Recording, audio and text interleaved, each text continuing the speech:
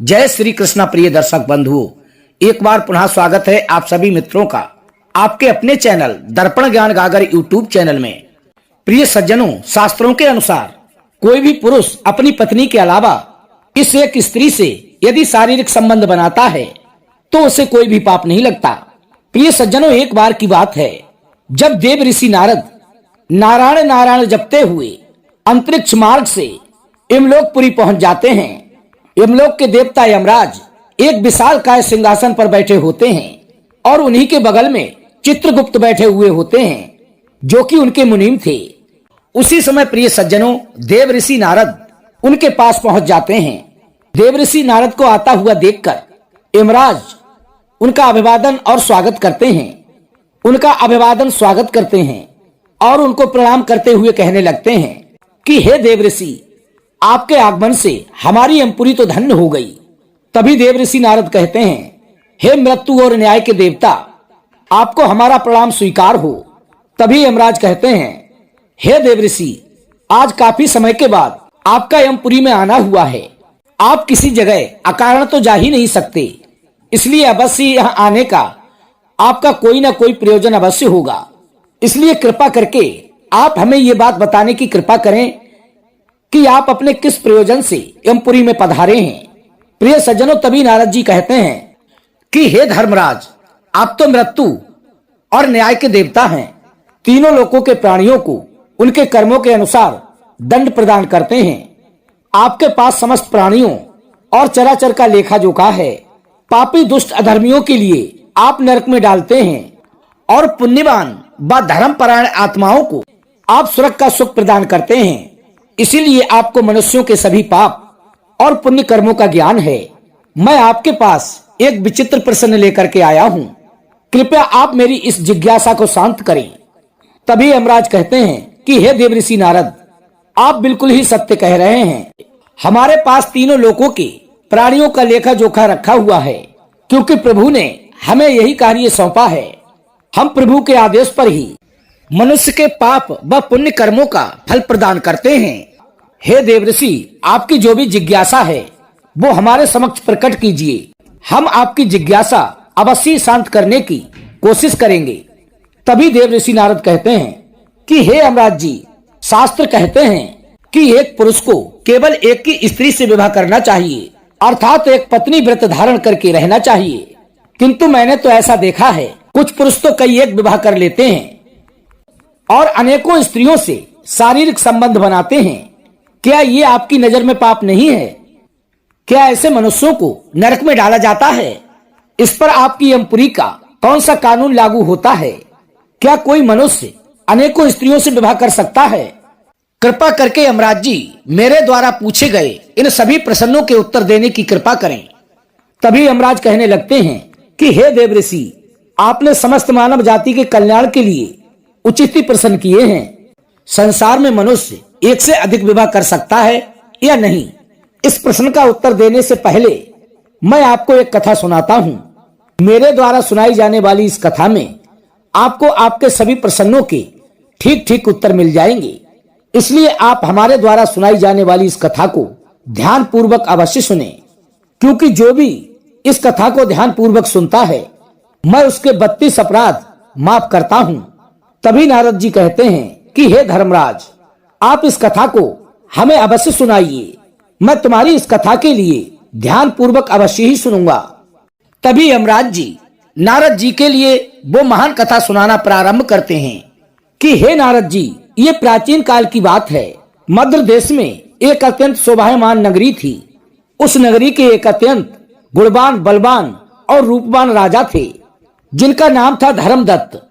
महाराज धर्मदत्त एक न्याय प्रिय राजा थे। उनकी प्रजा उनके न्याय से बहुत ही संतुष्ट रहा करती थी और वो राजा भी अपनी प्रजा का अच्छी प्रकार से ख्याल रखते थे, अर्थात प्रजा के लिए अपने पुत्र के समान स्नेह किया करते थे और उनकी जरूरतों को समय समय पर पूरा किया करते थे। राजा धर्मदत्त की सुशीला नाम की पत्नी थी, जो अत्यंत सुंदर, गुणवान, चरित्रवान और पतिव्रता स्त्री थी। महाराज धर्मदत्त और महारानी सुशीला बहुत ही दयालु स्वभाव के थे। वे हर प्रकार के यज्ञ, दान, धर्म तथा अनुष्ठान किया करते थे। उनके साम्राज्य में सब कुछ था। उन राजा और रानी के घर में कोई संतान नहीं थी, जिससे राजा और रानी बहुत ही दुखी व चिंताग्रस्त रहा करते थे। और उनकी प्रजा भी अपने राजा की ऐसी दशा देख करके बहुत ही दुखी होती थी।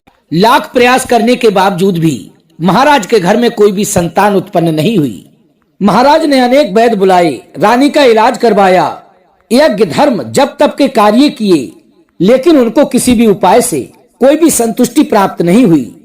फिर एक दिन सभी प्रजा एकत्रित होकर महाराज के पास आती है और उनसे कहती है कि हे महाराज, आपका इतना विशाल साम्राज्य है और हमारे साम्राज्य का कोई उत्तराधिकारी नहीं है। आपके ना होने पर इसका उत्तराधिकारी कौन होगा? इतने बड़े साम्राज्य को कौन संभालेगा?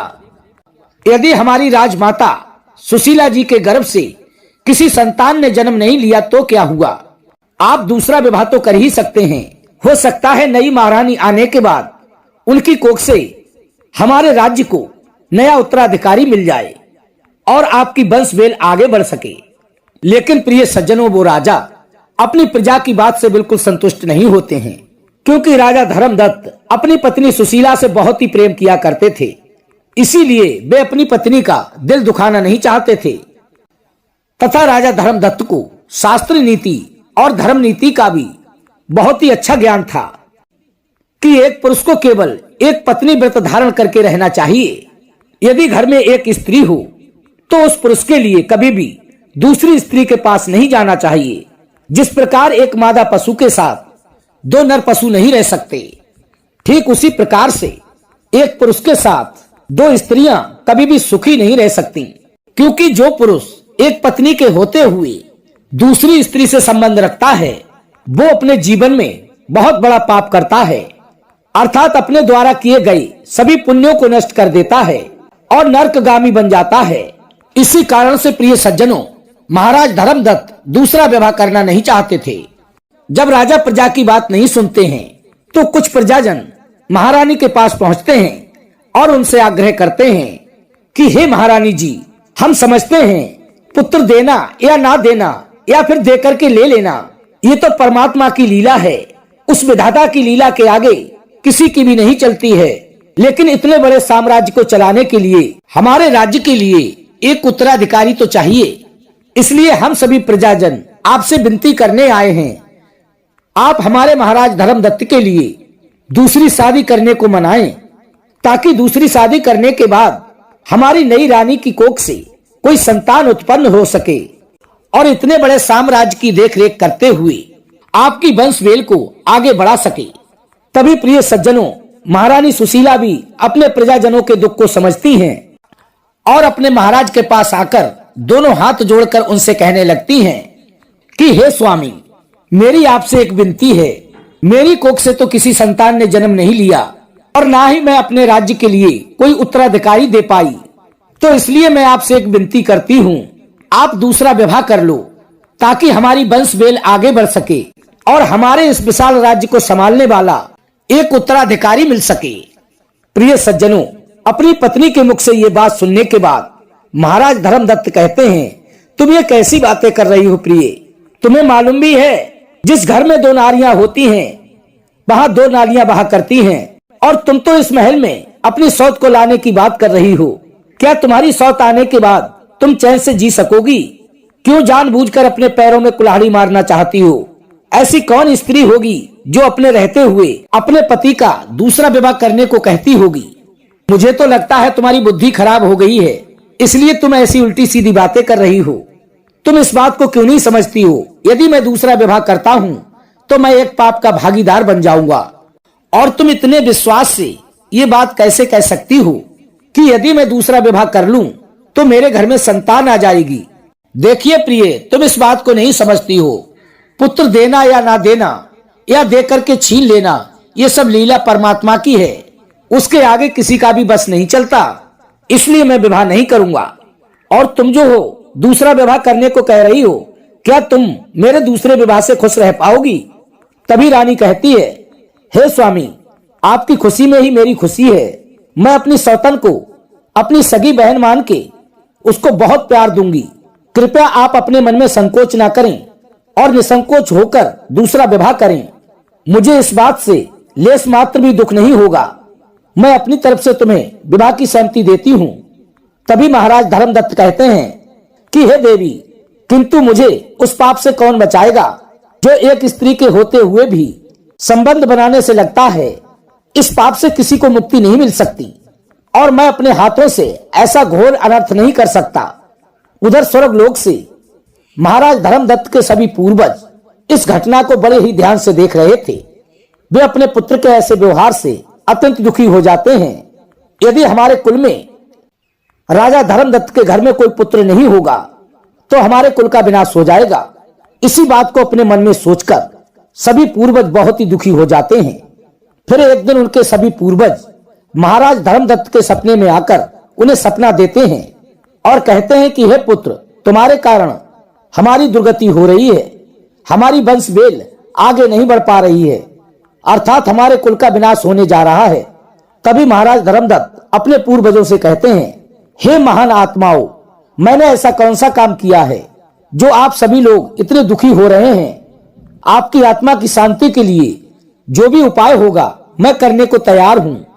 तभी उनके पूर्वज उनसे कहने लगते हैं कि हे पुत्र, हमारी मुक्ति का केवल एक ही उपाय है, वो है तुम्हारी संतान।